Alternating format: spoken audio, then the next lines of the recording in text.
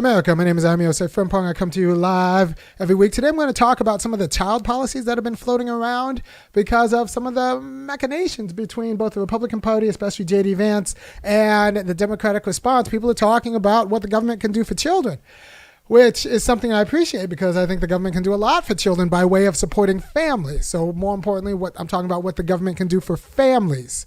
And so that families can then determine the best things for children. So there are a few programs, for example, a child tax credit. We give people an advance in their taxes, or we can just give them money and tell them. But if that happens once a year, that's not quite the same as parents who would just need more monthly income to provide the quality of enriching life for their household that they would like, right? So the government should, insofar as we don't want to punish kids from being from poor families, and we want a generally competitive environment, we have to make sure that the kids from poor and working class families have all of the advantages they can compete with everybody else, right? So there's another program called the Child Stipend, right? And that's something that Richard Winfield talks about in this book, Democracy Unchained. Very good book, by the way. If you want a blueprint of what progressive politics should look like, this is the book that you should get, Democracy Unchained by Richard Dean Winfield. So the idea is that because we don't want to punish children for being from poor parents, we need to give parents, $700 a month to raise their child. The problem is, if those parents don't have other aspects of their life together, then that $700 is going to go to other aspects of their life and not necessarily to their kids, like, soccer team and AAU, softball team, or swim lessons or anything like that, or violin lessons. So that almost solves the problem, but not quite, because the problem is both money. Parents don't have enough money to raise their kids appropriately, and culture, because you see a lot of parents with money screwing up raising their kids because they don't know how to raise kids, because raising kids isn't something that's natural. We live in a non-natural world, and we're not just raising kids, we're raising future adults. You have to think of it like that. And if you don't know what it means to be an adult in a non-natural world, and in this world, you're going to have a hard time raising kids to both be satisfied in their adult life. Right? Because their satisfaction actually matters, because they'll make bad decisions if they're not satisfied. So if you're raising them to go to a job that they hate, and then you're surprised when 17, 18 years later, they don't want to do a job that they hate, and you can't make them do a job that they hate, but they've only ever been raised to do a job that they hate because you raised them and you hate your job, and you just think that's part of adulthood, then your kid's going to screw up, and you're not going to know how, because you didn't have the culture to raise them. You raise them to get very rich in a job that is not very, attractive in a lot of ways. So what do we do?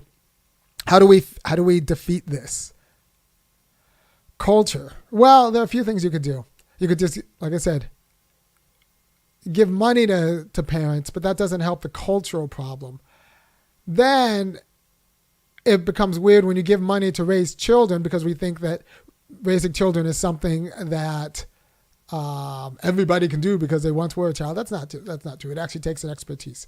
It's a skill. And if you were either taught the skill slowly over the course of your childhood, or you weren't, and you're just going to do it poorly. Like, liberals are horrible parents. I say this almost every other episode. Liberals are some of the worst parents in the United States. At least conservatives think that there's actually a job to be done. Liberals think that nature, or just going what the kid likes and enjoys, will do it. Well, instead, the kid ends up chasing dopamine and falls down a rabbit hole through video games and YouTube, and ends up becoming like an awful kid, right? So raising a kid is a skill, and it's a skill that not everyone's taught. So I would be in support of paying parents to learn the skill of raising their own kids.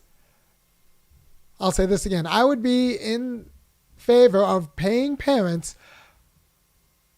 to learn the skill of raising their own children, especially adolescents to adults and young people who are going to be adolescents and adults, right? So the idea is that you would have some sort of office space. You'd go, there'd be a daycare on the bottom. And then for the rest of the day, you would learn how to be my kind of parent from someone like me, not some like worthless liberal who's going to say, well, just do what the kid likes and make sure that they're happy and do what they enjoy. No, it's going to be a no BS parent who's like, all right, so if you want your kids to be able to compete with my kids, which they're going to have to do in a competitive civil society, you need to start thinking about how they're going to develop a taste for excellence now. And you need to start thinking about how developing their competence is a strategy for developing their competence. And you need to start thinking about all of these ways now so that they can become, for example, particularly excellent in something and then learn excellence that can then transfer to something else later on in life when it becomes time for them to do something that they enjoy. But all of this isn't how liberals talk about parenthood, which is why liberals are just bad parents. Keep them away from your kids.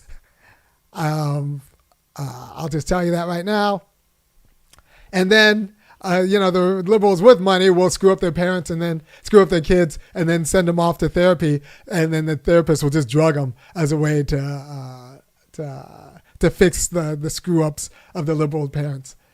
And you don't have to do all of that if you actually learn the skill of parenting. And it is a skill, and it's a job, and it's something that should be taken seriously. But if you don't learn that, there's no reason for you to actually learn that unless you follow my videos and you hear me talk about this.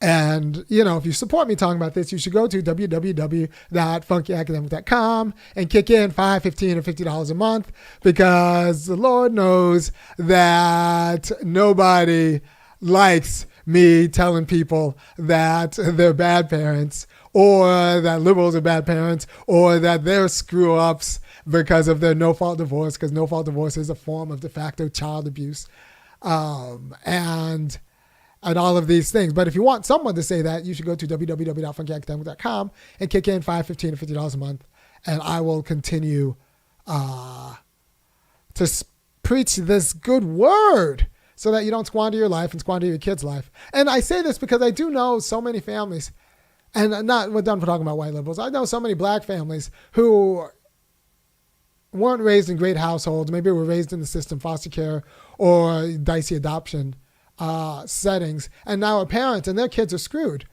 Or some just downwardly mobile black folks who did everything they were told, but because what they were told in America wasn't really set up for their thriving, their kids are screwed. Or they've already screwed up a kid, now they're raising their grandkids, and their grandkids are screwed. And I'm talking about screwed onto generations. And I want to not have those kids be punished because of some infelicities in American marketing and how we market lifestyle and parenting. Right? So I want to be able to pay those people to teach them how to raise their kids. So that's not just giving them enough money to raise their kids. That's actually giving them the cultural wherewithal and insight in order to raise their kids well on a par so that they become Supreme Court justices, so that they become wise parents in themselves. And that's the kind of generational intervention we need. Because you can have these classes in school for kids, but kids are still learning how to be kids. They don't have the space in mind necessarily to learn how to raise kids. So maybe you need a class for adults on how to raise kids, but it takes up a lot of time and it's a whole job. So you need to pay adults to take the class for adults on how to raise excellent children, and not just chia children where you feed them and you just kind of hope they grow and grow by nature, but actually raise children. So but it couldn't be done by some white liberal in an early childhood development class, because they might teach you how to develop an early child, but they don't teach you how to develop a child who's going to be an adolescent or an adult. I do not respect those programs because they're run by feckless white women. And you don't want to raise a child that has the sensibilities of a feckless white woman. That's just not appropriate. Right? And so it's not exactly obvious how to raise a killer. But if you don't, they end up being fed upon. And so you don't want to raise someone who gets fed upon in these United States. And so that's why I want to pay parents as a job to raise their children, because that might be the best contribution they can make in these United States. It's either that or they work a job. We pay them the child tax credit, a stipend. They work at McDonald's, a Dollar General. And I'm not sure that that's the best use of their time. Or the best use of the resources. So do we pay them to work at Dollar General, or do we pay them to spend all day in a class by me teaching them how to raise a child who can compete with my children? I think the latter might be a better use of the. Oh, does my microphone not work? Give me, if you can hear me, go ahead and write something in the chat. I assume that everything's working. I'm talking. So good, it works. So I would rather pay parents to actually take classes by someone like me who will teach them. Look, it's not just you have to wake the kids up and make sure they get enough sleep and actually brush their teeth if you're not brushing your teeth. Not just the basic hygiene things, but also the cultural aspects that'll raise adults. Because right now, if we don't do it well, we just throw them into the military and hope the military can fulfill our gaps. But we've probably already fulfilled them with too much BS for even that to work. So that's not even a serious solution. Just throwing your 18-year-old into the military and hoping that can make up for your dicey parenting. So that's how I'm thinking we do the quality of generational intervention that acknowledges that, one, parenting's a job, and two, it's also a skill and a culture and a discipline that needs to be inculcated. And until we do that, I think that's going to have to be part of the cultural problem that fixes American families. And I think this is actually a solution that'll work with Republicans. Republicans might have a hard time paying parents to be parents, but they might not have a hard time paying parents to be good children. Do you want to say hi to the people? Yeah. All right. Looks like we're going swimming after this. Say hi, people. Hi, people. Hi, people. I'm just trying to help people. The goal is to help parents raise their children so they're more like you, because I think you're excellent. Is that okay? Yep. Yep. And that way you'll have more friends.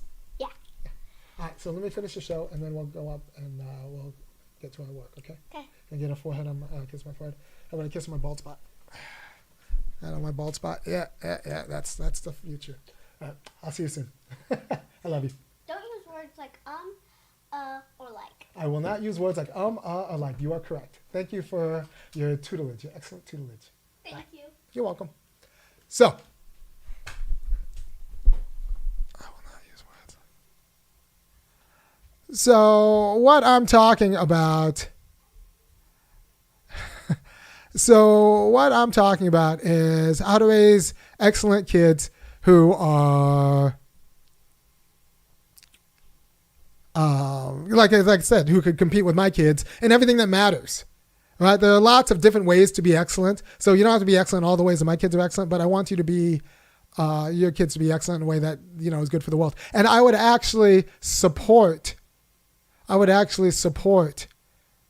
paying parents to learn that, because I don't think it's a skill. Like, for example, I learned a lot of my parents from reverse engineering the quality of parenting that it must have taken to raise the children the young adults I met in the dorms at Berkeley.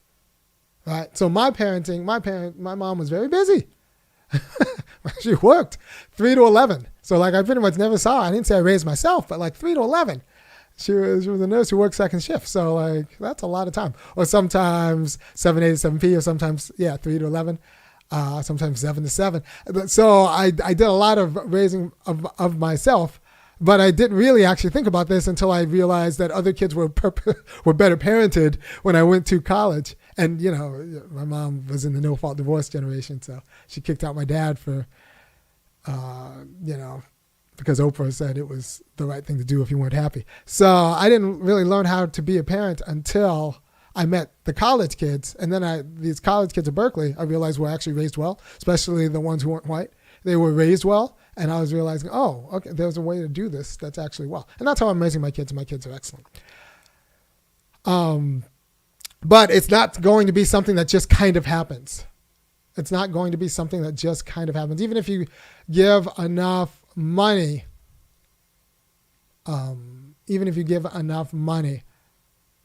So I want to pair the money with the cultural education and pay parents to learn how to be parents as their parents.